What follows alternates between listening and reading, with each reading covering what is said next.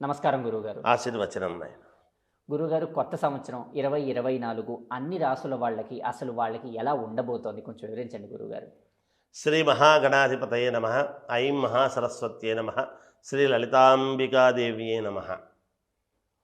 మామూలుగా రాశి ఫలాల వాళ్ళు అంటే ద్వాదశ రాశుల వాళ్లకు కూడా మనకు ప్రామాణికం ఏమిటి? కొత్త సంవత్సరము అని మనం అనుకుంటాం. 2024 అంతా ఎలా ఉండబోతుంది గురువుగారు అని మీరు అడుగుతున్నారు. అయితే ఉగాది పండుగకు మనము పంచాంగ శ్రవణం, పంచాంగ పఠనం అనేది మనం చేసుకుంటాం.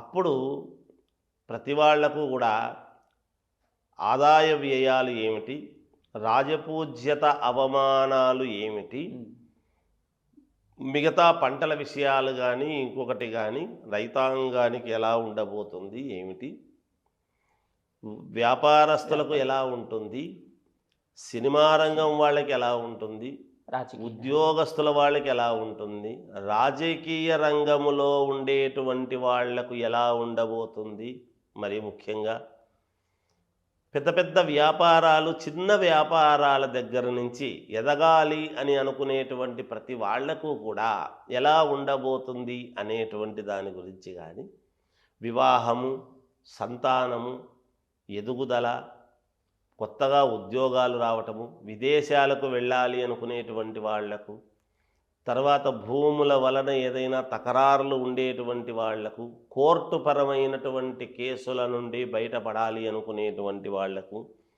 ఇలాంటివన్నీ కూడా మామూలుగా ఉగాది పండుగ నాడు ఉన్నటువంటి గ్రహస్థితిని బట్టి మనం చెప్పడం జరుగుతుంది. అయితే ఇప్పుడు 2024 అంటే ఇప్పుడు జనవరి నుంచి కూడా ఈ మధ్యకాలంలో కూడా ఎలా ఉండబోతుంది, ఈ సంవత్సరం అంతా ఎలా ఉండబోతుంది, కొత్త సంవత్సరము అంటే ఈ 2023 వెళ్ళిపోయి 24 సంఖ్య వచ్చింది కదా. మరి వచ్చినప్పుడు ఇది ఎలా ఉండబోతుంది అనేటువంటి ఉత్సుకతతో మీరు అడుగుతున్నారు. కాబట్టి కొన్ని ముఖ్యమైనటువంటి విషయాలు మనం మళ్ళీ అప్పుడు చెప్పుకున్నా, ఇప్పుడైతే ప్రతి వాళ్లకు కూడా ప్రతి రాశి వాళ్లకు ఎలా ఉంటుంది అనే విషయం గురించి నేను తెలియజేస్తాను తప్పకుండా. ముందుగా మేషరాశి వాళ్లకు ఈ 2024 సంవత్సరము మహాద్భుతముగా ఉన్నది. ఎందుకంటే గురువు అక్కడే మేషములోనే ఉన్నాడు, స్వచ్ఛగతుడై ఉన్నాడు. గురువు ఇవ్వవలసినటువంటి యోగాలను పరిపూర్ణముగా ఇవ్వడానికి సిద్ధముగా ఉన్నాడు. చాలా మంచి యోగాలు ఉన్నాయి వాళ్లకు, మేషరాశి వాళ్లకు. గతములో అయితే మీరు భయపడకుండా అడుగులు ముందుకు వెయ్యండి అని చెప్పేటువంటి వాళ్ళము.